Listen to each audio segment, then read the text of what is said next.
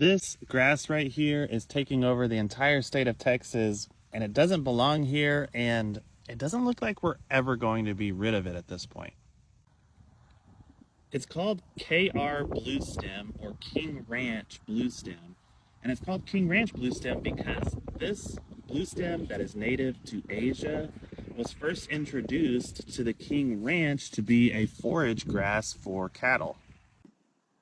This grass is native to Asia and it is extremely hardy of a wide variety of conditions such as cold and drought and wind and sun and everything else that Texas will throw at it. And that's why they brought it here, because they knew that it would grow and thrive where other plants could not thrive. But unfortunately, it's done so well that it is crowding out native species because it did so well on the King Ranch that it escaped the ranch's borders and started spreading all throughout highway medians and through pastures.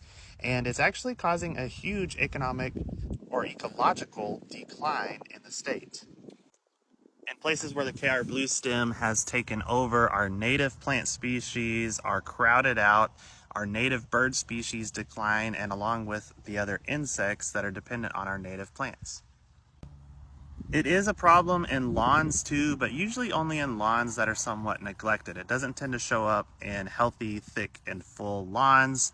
So if you have it in your lawn, just mowing it regularly and fertilizing your grass might be enough to crowd it out, or you're going to have to find the individual clumps of grass and pull them up, or spray with a herbicide that is labeled for grasses.